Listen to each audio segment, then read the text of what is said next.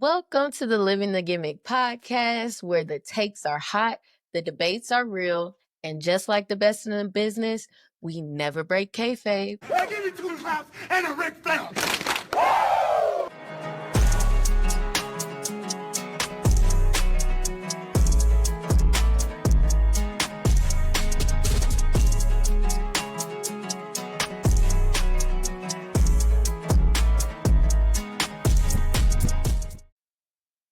What's up, everybody? It's your girl, Tay. It's your neighborhood Uncle Trap. It's Teddy Royce. And this is the Living the Gimmick podcast. Y'all, thank you for rocking with us. We haven't talked since before WrestleMania, the day before, the Friday before WrestleMania. Yeah. A lot has happened between then and now. Too much has happened. Way too much. So we're going to give you our take on the fallout of WrestleMania 41. We're going to talk about the highlights, everything that's going on leading up to Backlash. It's going to be a great time. Yeah, absolutely. So let's just start with the overall vibe of WrestleMania 41. How do y'all feel about it? From just the fanfare, from the whole theme, the setup, everything from that whole weekend. Setup was nice. Yeah. It was nice. I loved how they were able to have seats available on the stage. That was cool. Which I didn't realize that's what it was, because like at the beginning of the show, y'all remember they were saying that this is the first time that, you know, everyone around the world could view WrestleMania and everything like that. So when it panned to the stage, where I thought where it's had, you know, just kind of like a Titantron type situation where it showed different people around the world, type thing, like almost like a portal. Yeah, that's what I thought it was until people started walking out of the entrance, and I'm like, wait a minute, those are seats. Like, right, they those got are seats people. on. Those are people right there, like on the sides and at the top. And at the top. So I'm like, yo, that's different. That hasn't been done before. So I really like that. It's a top 5 set to me. Absolutely. A lot of people were kind of iffy because it's not the Vegas sign, da. But if you really watch WWE, you know they've done the actual Vegas sign as a set.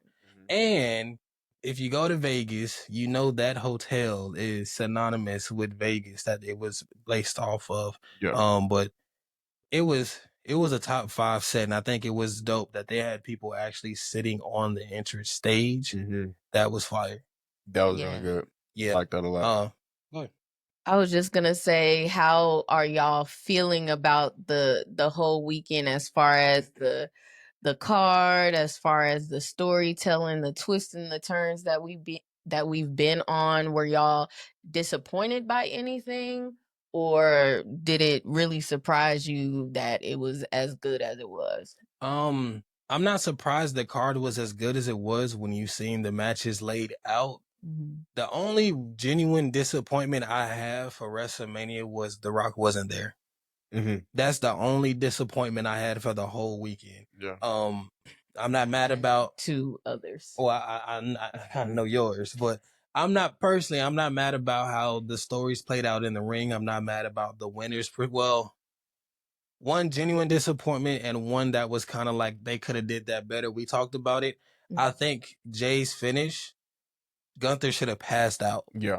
That would have made more sense. Drawn that out for another minute or two. Yeah, I think that would have made more sense for this story of Gunther just passing out. Gunther tapping that quickly when Jay wasn't even working for the sleeper didn't make sense. That was a kind of a disconnect. But outside of that, The Rock absolutely should have been there. There's no reason for him to do what he did at Elimination Chamber. One, not show up anywhere in between, and then not show up at Mania itself. Right. That, even if the music just hits and he walks out and like gives his kind of look of approval to John Cena, something something to show that his master plan is working together and this is exactly what he wanted, and Cody is right where he wants him to take his soul or whatever. Pause. But you know what I mean? Like, with He said, "I want your soul." That's kind of, that's kind of zesty. Yeah. I'm just. I was. Sorry, y'all. Yeah. All right.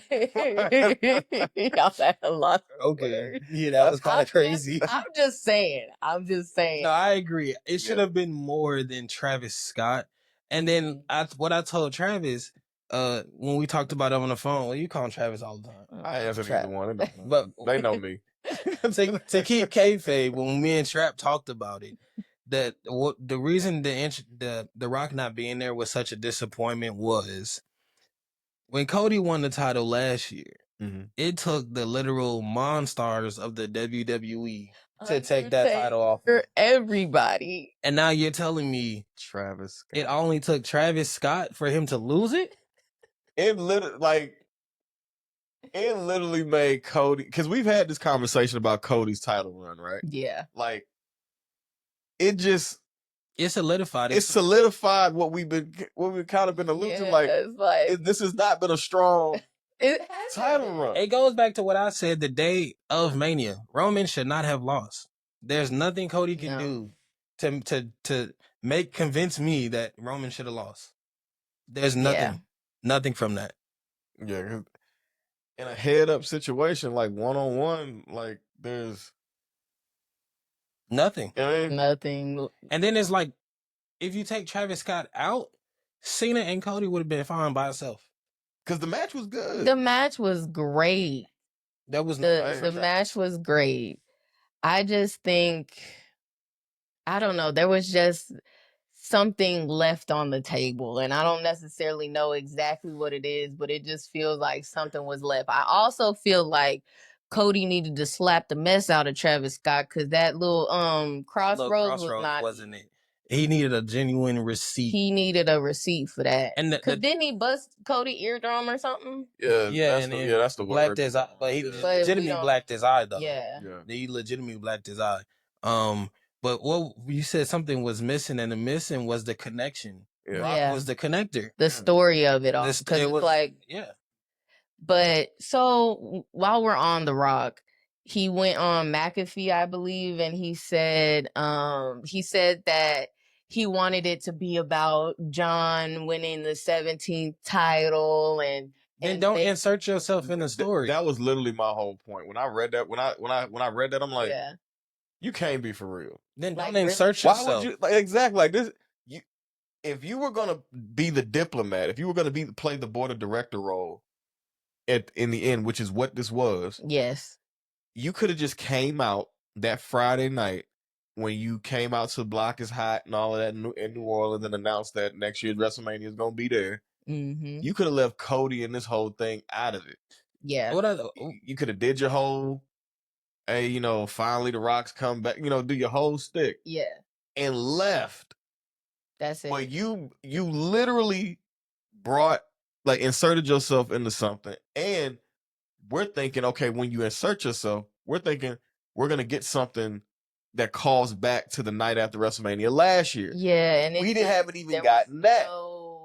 Because how do you go from whooping Cody to a bloody pulp in front of his mom? In front of his mama, give that bloody belt to his mom, and then you go away, you come back, and now you love Cody and you want to take him under your wing and you want his soul? I think, remember after Rumble I told you about the ticket sales for Mania had stopped? I think that's generally all it was.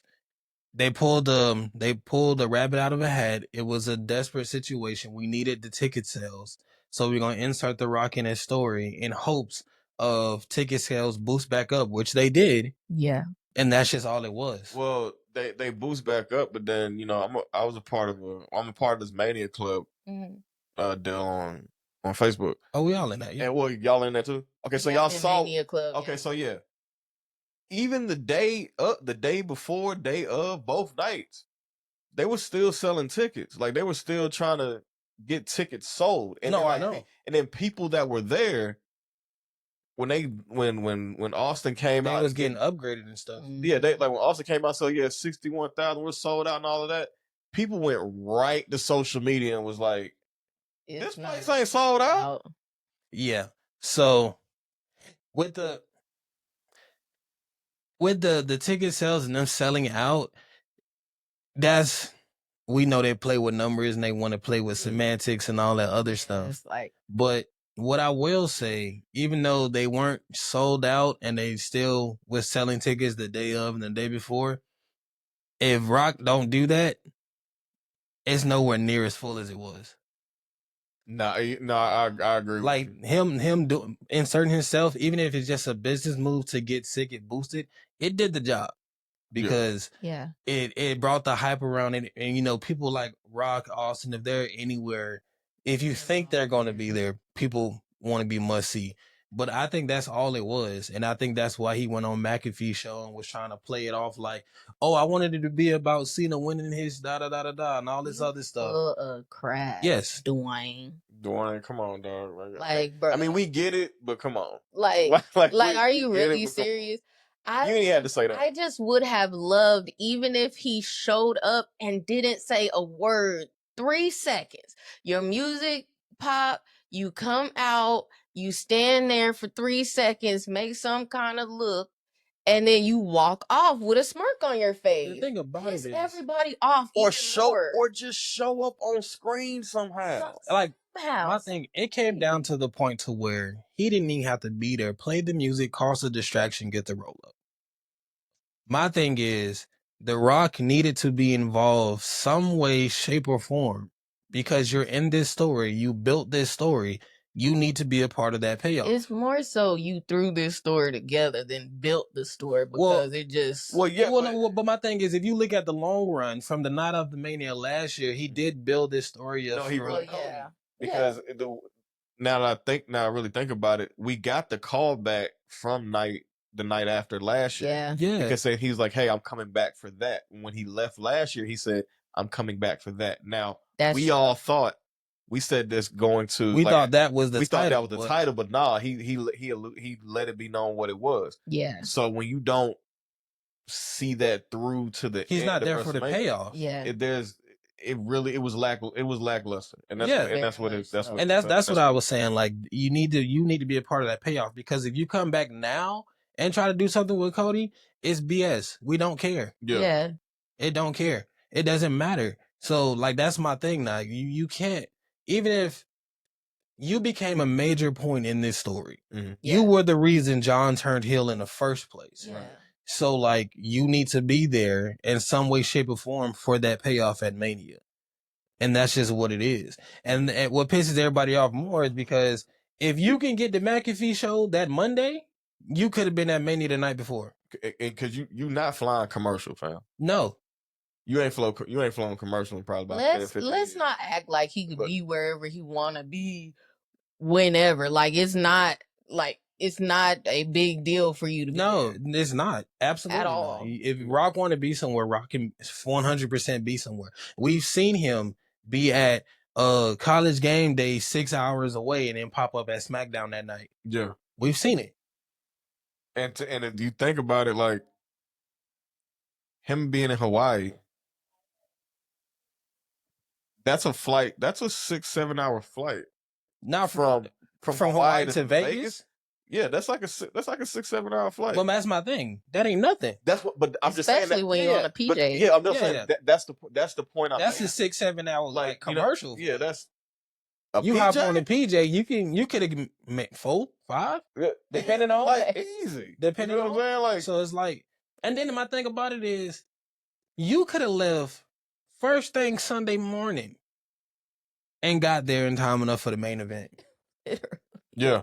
You could have did everything you did in Hawaii that day, left first thing Sunday morning and been there in time for the main event. So there's no excuse. I don't want to hear nothing about I was in Hawaii sitting in the countryside. Fuck that. Get the Mania. That's what you're supposed to be. Real, you man. can go to Hawaii any other time. Everybody was expecting Rock to be there. Literally. Everybody. Because I remember we all text each other. Same thing. Once the ref went down, we said, here we go. Yep. Mm-hmm. Because that was the moment. And Travis Scott showed up. And it's like, that was. I'm like, this this can't be it. And then even when Travis came, it was still okay. This the first piece. Yeah. You know what would have been fire?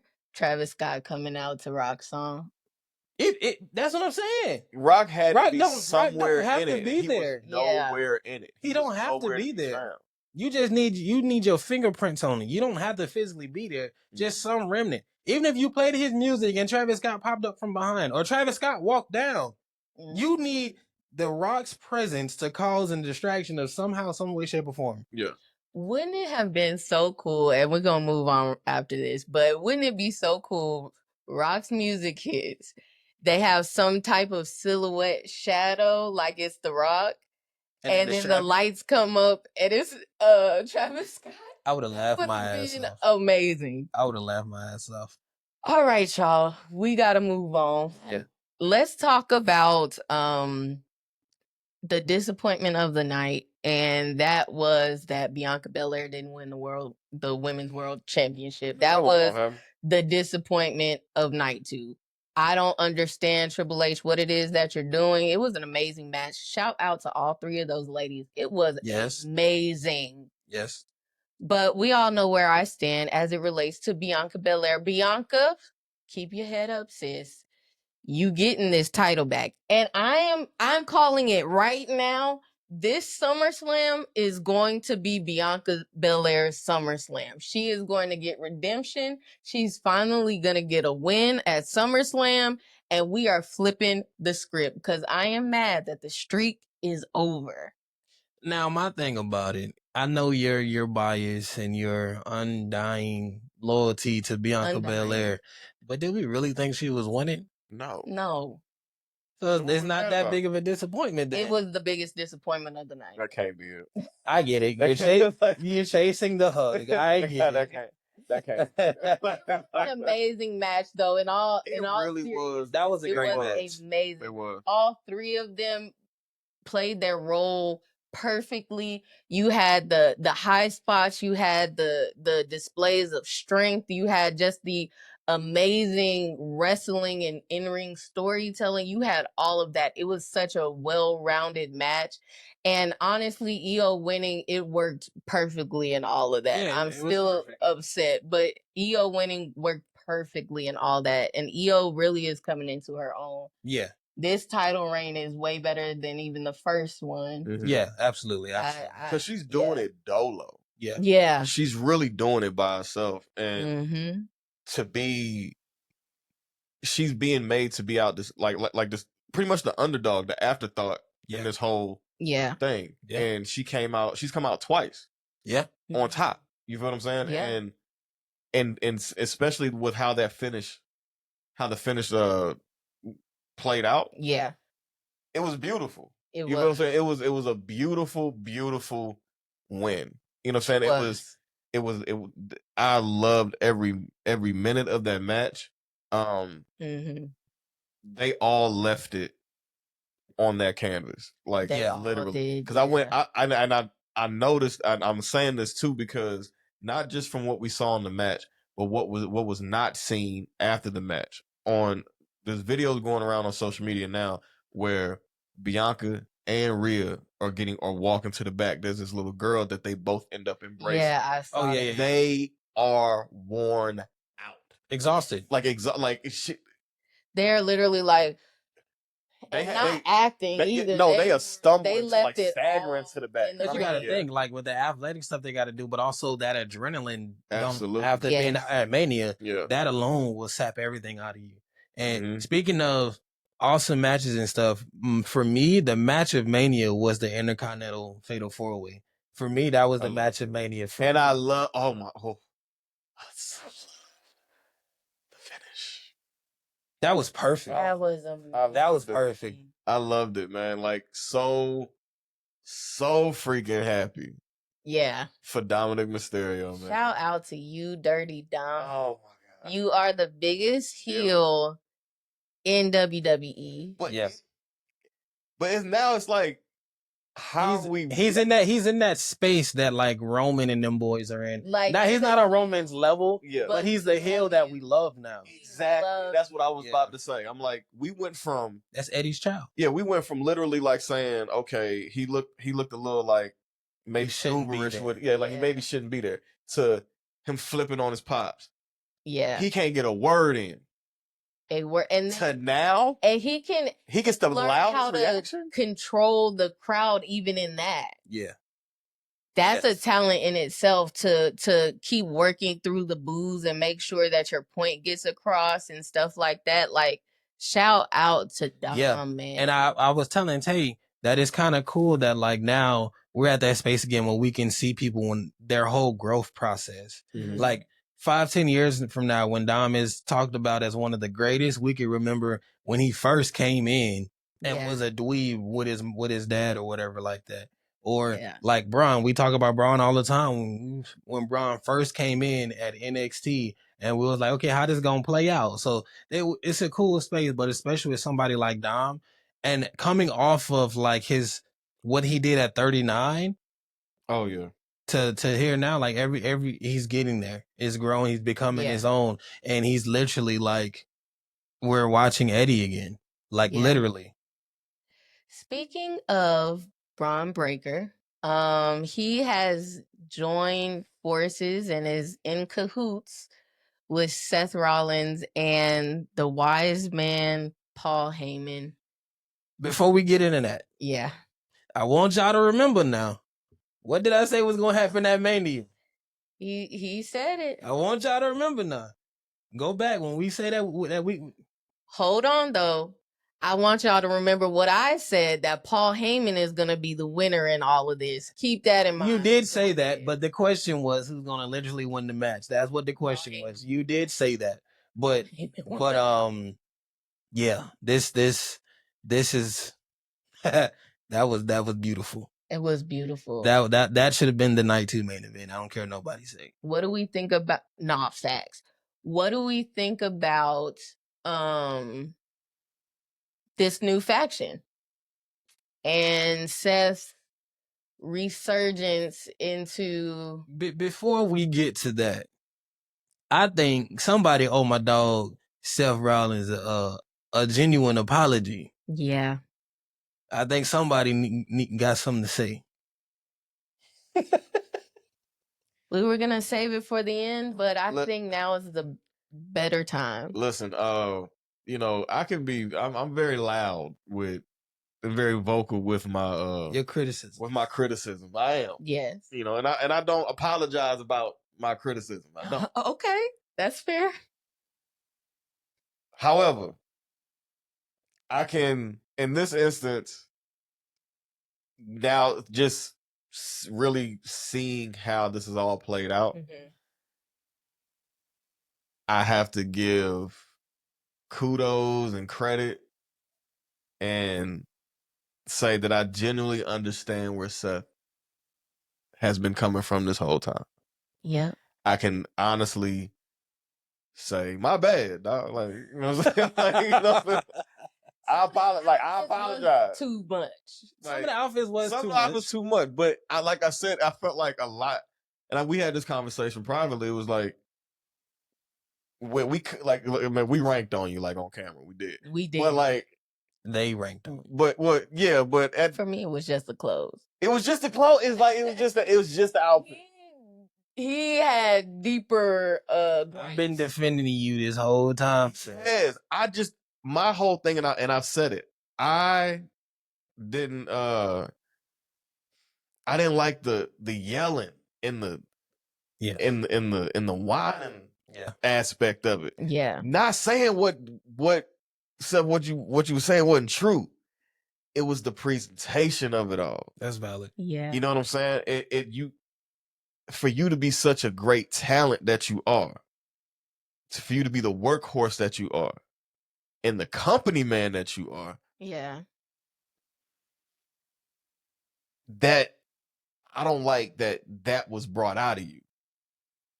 Because I felt like it took away from everything else. Yeah, it was more kind of like gimmicky, more right. It just did not feel. It didn't feel organic. It didn't feel authentic. That's what we had hit a crossroads, because where you said it didn't feel organic, I defended Seth because it was like a situation to where I'm telling y'all what it is. Y'all ain't trying to hear me.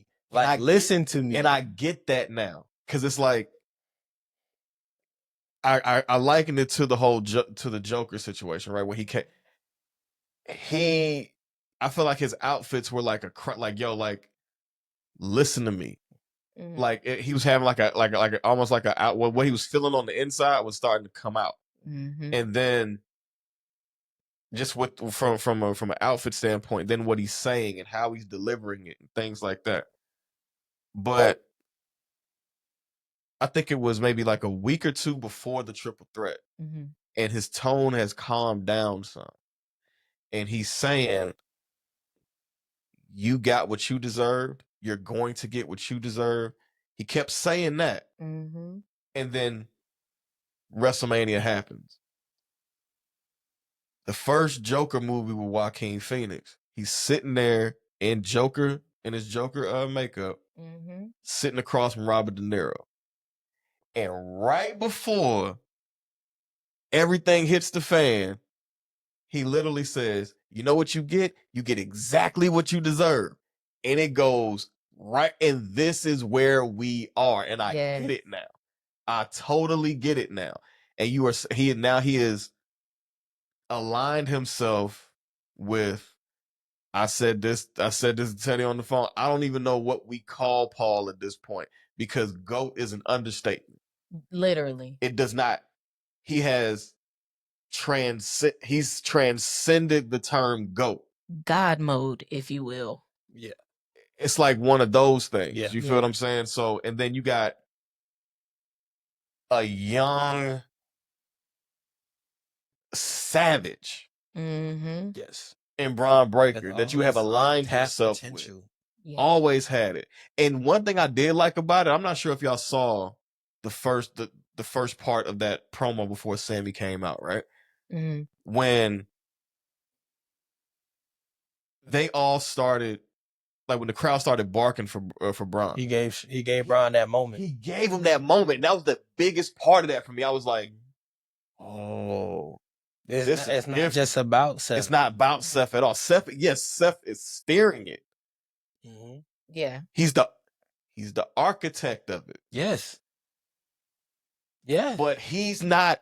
This is something that I would dare say Roman wasn't doing in the beginning. This what Seth is doing, giving Braun his shine. If you remember when Evolution first started, when Triple H and Rick first started, how they was treating Randy and Batista, like this is all yours. You deserve this.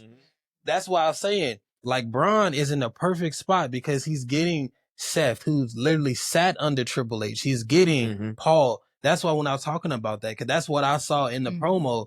When I saw Seth come out and was giving Braun his shine, that was literally Triple H when he was giving that shine to Randy and Batista when they first started. Yeah. I'm not saying this is not an Evolution situation, but you can see the fingerprint that Triple H has on Seth from that time he was with the Authority and with Randy, and how this is going to help Braun. Like, we talk about Braun now. We haven't even scratched the surface of what he going to look like after this. No, not at all. So this just popped in my head just now, and I understand that Cena is on SmackDown and Seth is on Raw, but what Cena has been saying, he's been saying that he's going to ruin wrestling. What Seth has been saying is that he's the future of wrestling. Do we see that coming to a head maybe at Survivor Series or something like that down the line?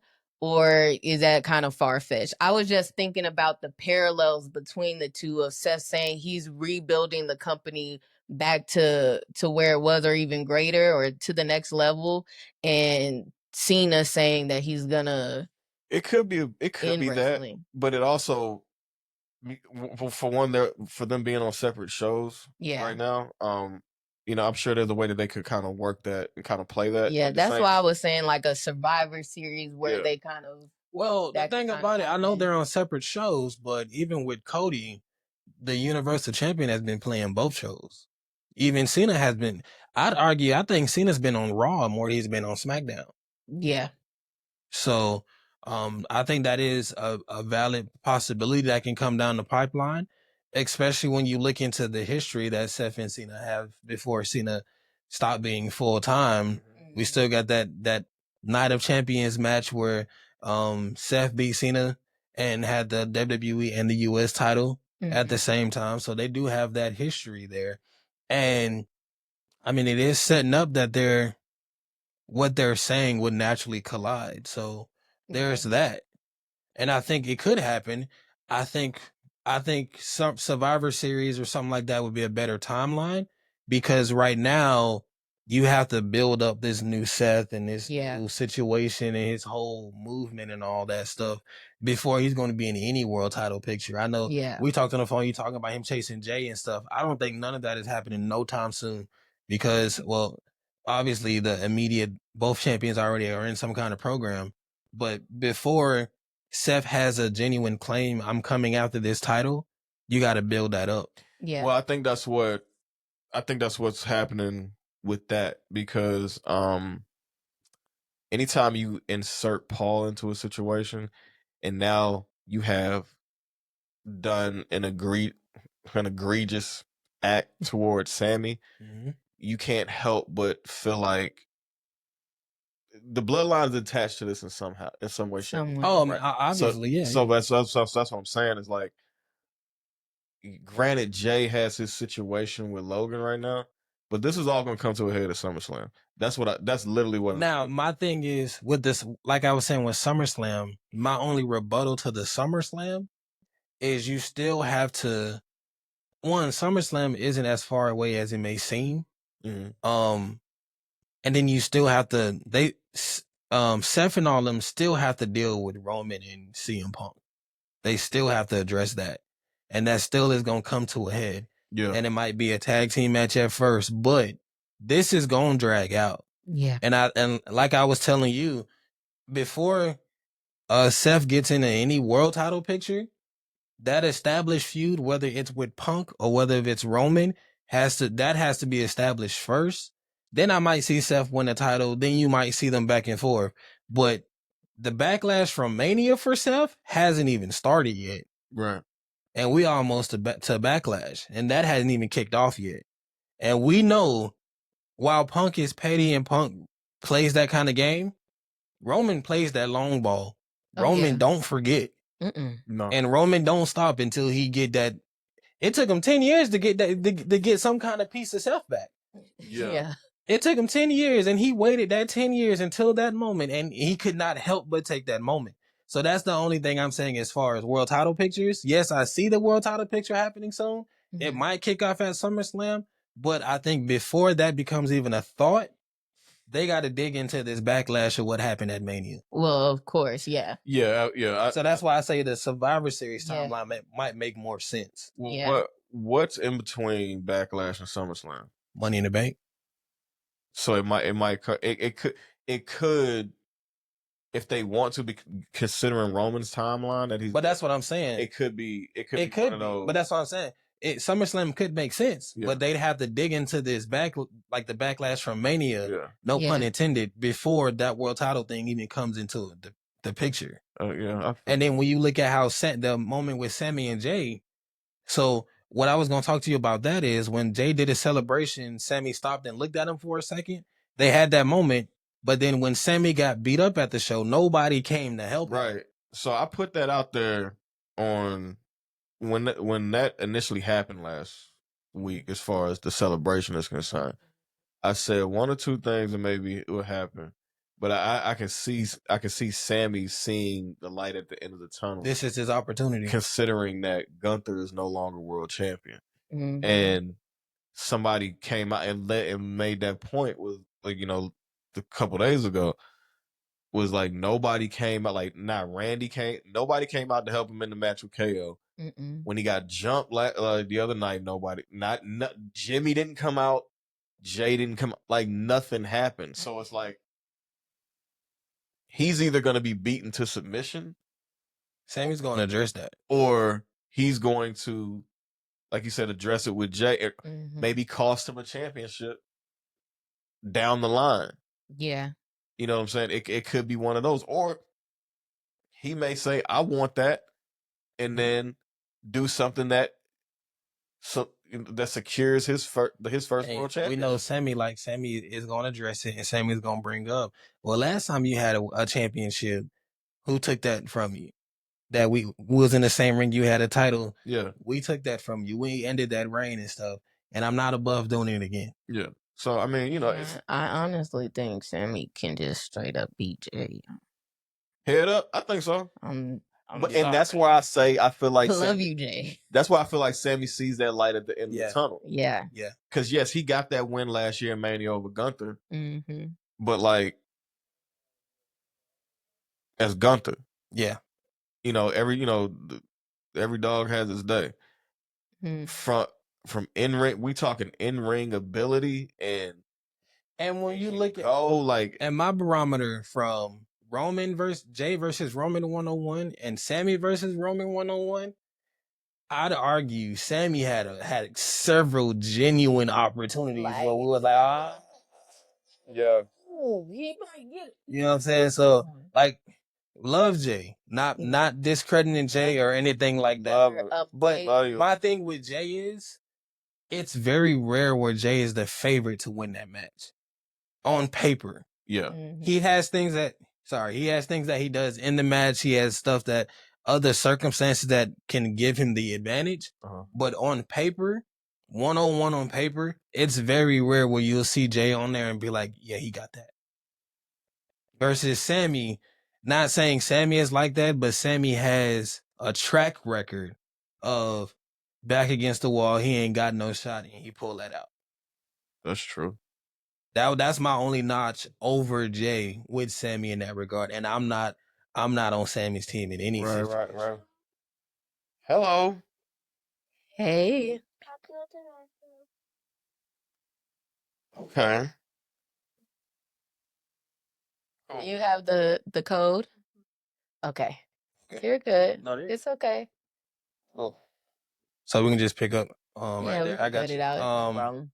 But yeah, so that's my notch for Sami over Jey. And I'm not on Sami's team and I'm never in Sami's corner. But that's why I feel like Sami might see that opportunity though over Jey. And you know, they've been in the bloodlines. Sami done seen them boys wrestle. Sami might feel like he know how to get Jey when he by himself. No, I totally agree with that. I do. Like, that's why I feel like, you know, Sam, we don't know how long anybody has left as far as their in-ring career, right? And Sami does have a lot of wear and tear. And so we don't know what he feel like his window is. And the minute that he feels like, all right, I see my window closing, but I see that light at the end of the tunnel, he'll take it. And then there's that fire though. Yeah. Because like Jey had all this fire to get that first world title. He got it now. Sami still ain't get it. He still got a dog in the fight. That might make a difference. And one thing I did see in this series, in this last feud with Gunther, if you get Jey emotionally riled up, Jey makes mistakes. And Sami capitalizes on a lot of mistakes. Yeah. Well, I will say this though. Jey showed me a lot. He did. In that match. Oh yeah. Even from the last time he faced Gunther at Saturday Night's Main Event out here. Yeah. His strength has gone up. His stamina's gone up. His moveset has even drastically changed. So it's like that's not the same Jey I agree. we're accustomed to seeing. I agree. Like, Jey is performing moves that we ain't even think he would be able. Yeah. It's like at 39, no. Like, right. Like, word. Like, this is where we at? Like, okay. And still improving, still getting better. His promos are getting better. That is true. His storytelling is getting better. All of that is getting better as he progresses. Yeah, I that's think not the same dude. Yeah, I think the next thing is just that in-ring storytelling, because there had to be some type of workup to Gunther being choked out. You know, that needed to be kind of told from the beginning all the way on that, you know, he's building towards it. He'll have that. Still, it was amazing. He'll have that expectation now as a champion that he would have to, you know, I always talking about leading matches and stuff, who's carrying the matches and stuff like that. And like, I think him as world champion, he's going to have that pressure now to have to carry a match.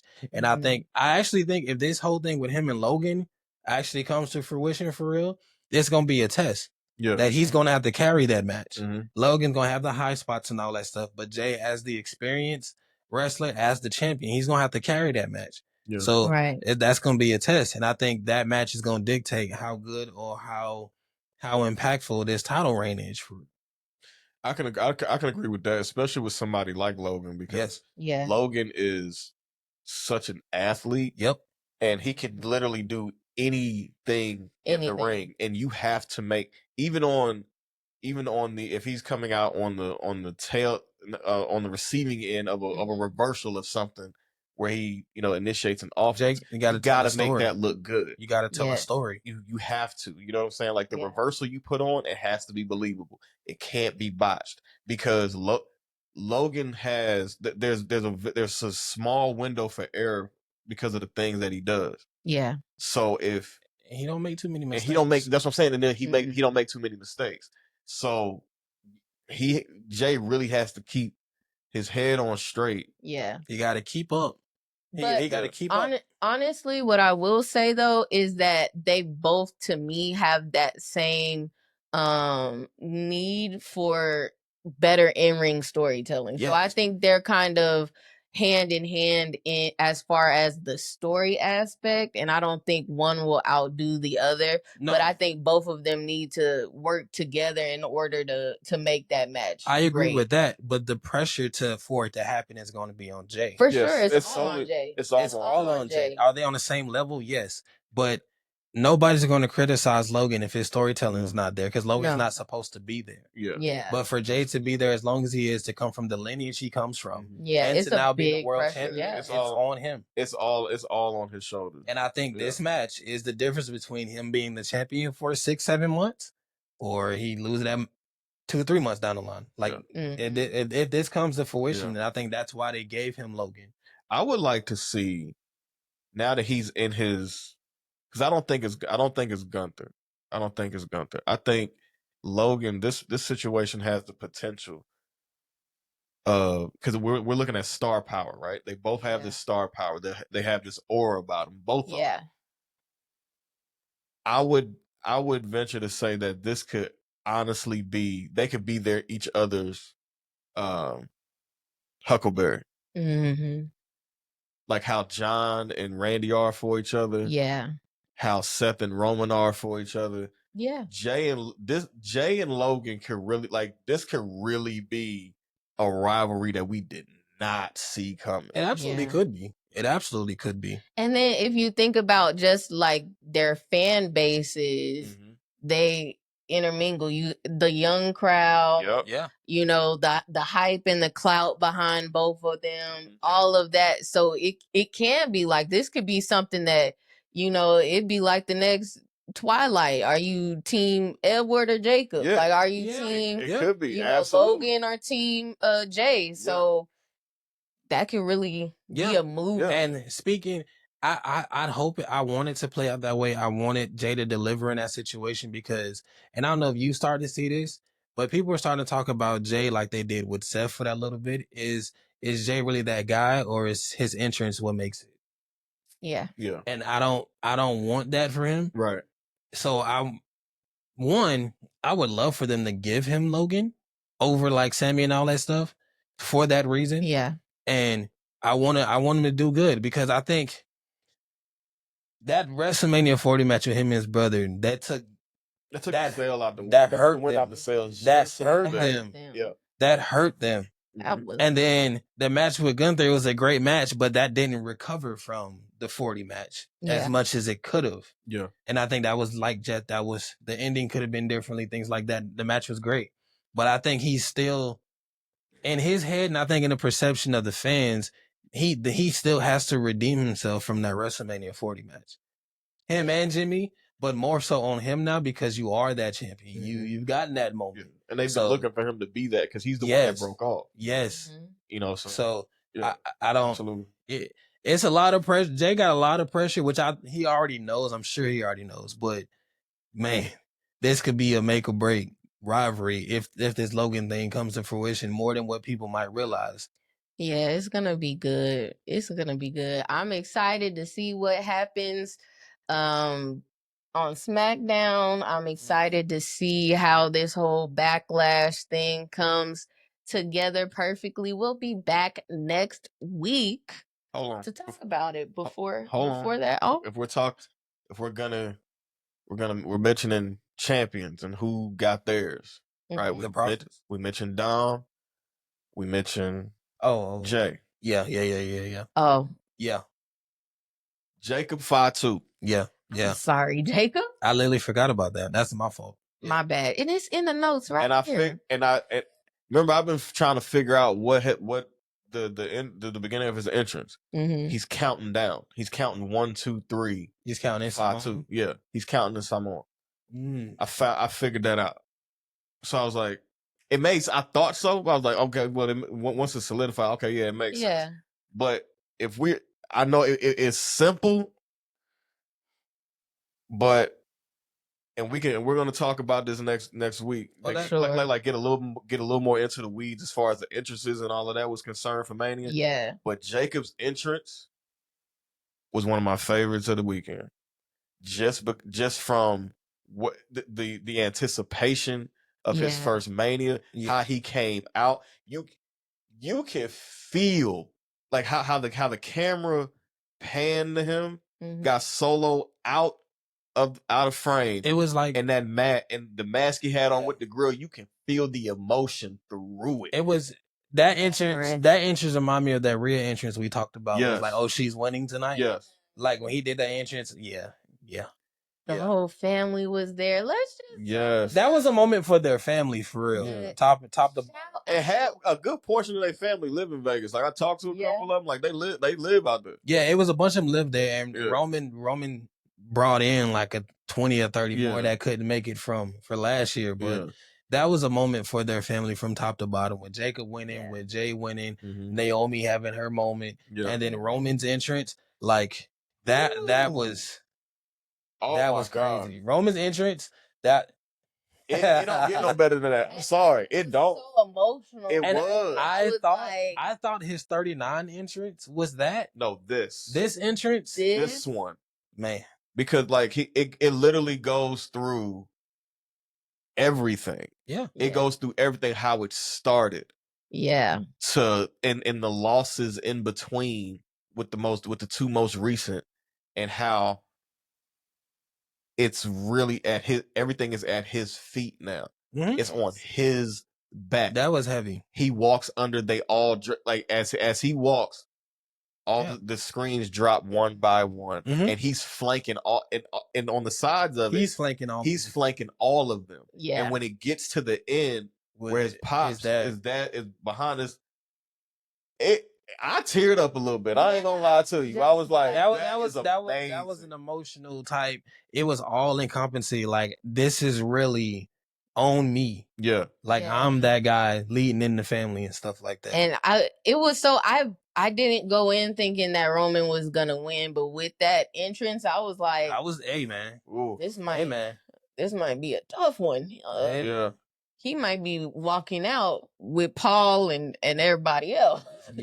Yeah, absolutely. That entrance will go down, in my opinion, top 5. In my opinion, top 5. Because it did not need a lot of theatrics with it. Yeah, it wasn't. It was just one of those entrances to where he didn't do nothing different special. It didn't need all the pomp and circumstance.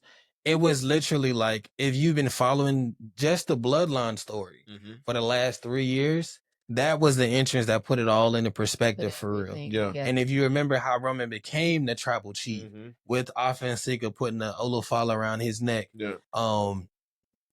That was crazy. It was. And I know a lot of people know Offensica was second under High Chief Peter Maivia and stuff like that.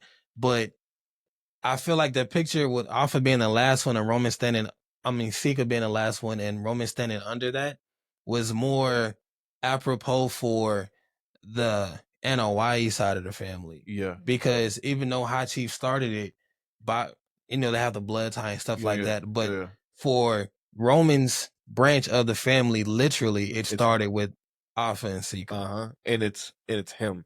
Yep. It's him now. Yeah. You know what I mean? And no matter what anybody does around that, it's him. Mm-hmm. It's him. And Roman's the end all be all for that. He's the end all be all, and the only person that I can see where it's being an heir, like the heir to the throne, so to speak, hasn't showed up yet. Well, yeah, I can see the heir to the throne has not shown up. Well, yet. I think he's on his way. I think the heir to the throne right now is Jacob. Yeah, right now. I think like right now, because you know generations and stuff. Yeah. But I think the heir to the throne right now is head and shoulders Jacob. Oh well, yeah, definitely. And I think even when Zilla gets up there, it's still gonna be Jacob until Zilla can take that step. Like, you get what I'm trying to say? Yeah. Like Zilla, as far as generations and age and stuff and potential, absolutely. But even right now at this moment, it's hard to argue against Jacob, bro. It's real. No, it's I get you. Yeah. And they haven't even unleashed Jacob yet. No. They haven't even unleashed him yet. He's been working at a good 60%. Like people know Jacob now. And he's had an injury in between. Yes. And bounced back like it was nothing. Like people don't people think they know, but y'all don't know. Nah. Y'all don't know for real. Jacob just getting started. Jacob is not that Jacob. And then my thing right now is we know Jacob off of indie scene and just getting up here now. Jacob is now in the area to where he can sit under Roman. And when I say sit under Roman is the same thing Rocket did for Roman when he was coming up, where you got all the tools, you got all the hype behind you. Let me show you how to put it together for real. Not saying that Jacob needs help, but everybody needs guidance. It's two different things. Yeah. And as you can sit under Roman, the guy who's carried the family, like Jacob's been great, but Roman has been carrying the family and the company. So to sit under that, man, yeah. That's why I say Jacob is the heir to the throne for the foreseeable future. Because Zilla is great. When Zilla gets there, he's going to have that momentum. He's going to have that lineage. He's going to have the hype being Umaga's son. Right. But he don't have the access to Roman that Jacob does right now. Yeah, I get what you're saying. Like they're family, but he don't have the access right now. Jacob is with Roman all the time. Yeah. So he's sitting with Roman. He's sitting with the Usos. Paul is still involved with them and stuff like that. Right. So like Jacob right now, this U.S. title, great, cool. We ain't even scratched the surface on who Jacob really is. No, bro. No. And it's gonna be. It's gonna be scary. It's gonna be scary. Look, listen. It's gonna be scary, bro. The roster, that is the WWE. Whether you on SmackDown, whether you on Raw. When we get the intermingling shit, we get the intermingling rosters for pay-per-views.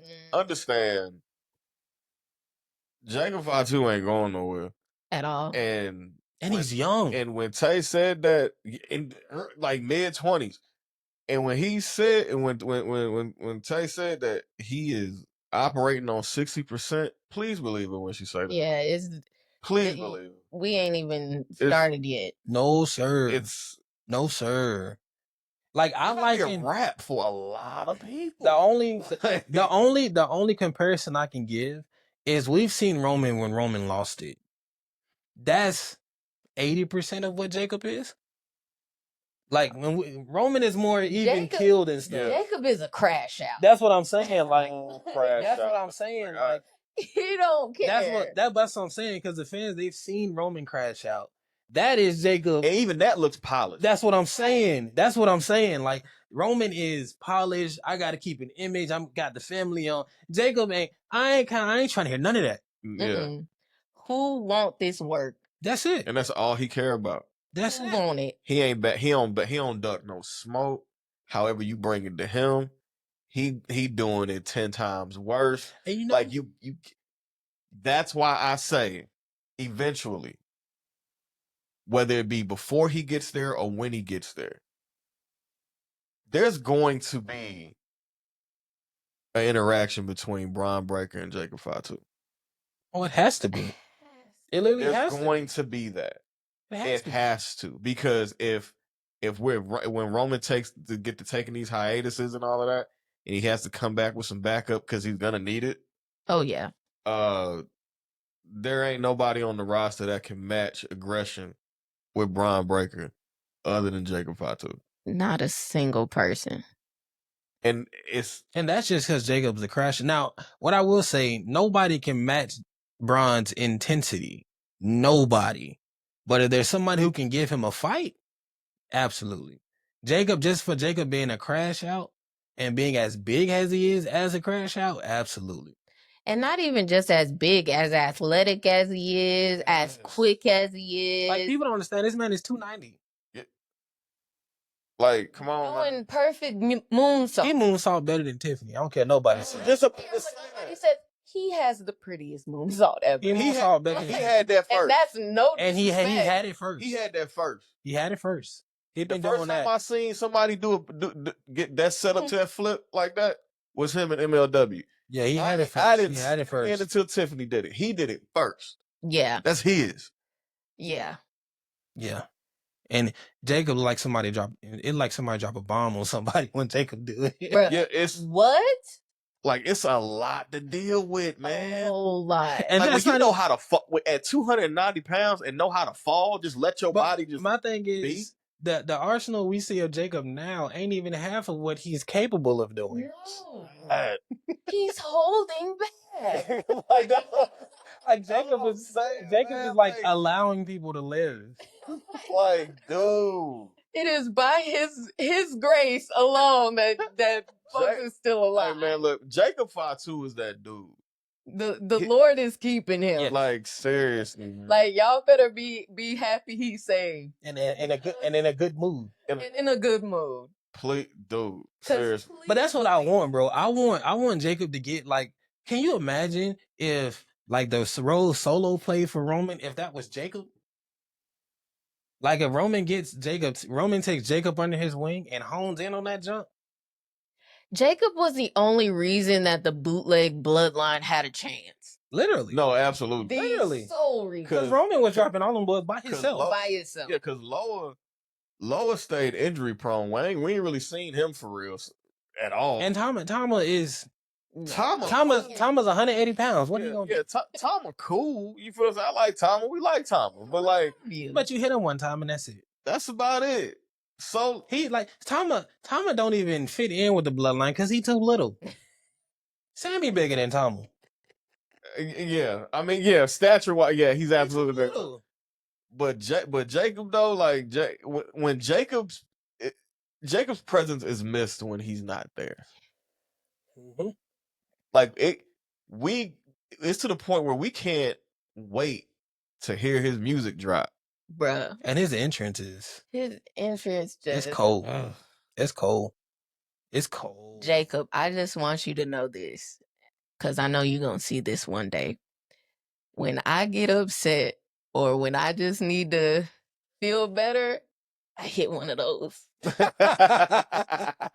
And I feel better. No, you gotta shake that out sometimes. You gotta shake it off. Real. You know what I mean? I hit one of those. And the way thank you. You know what's so crazy? The way it's like his what he does and that deal Randy does is so seems so easy, but when you try to do it, it don't feel or look right. No. It's like he's up there with Randy with that.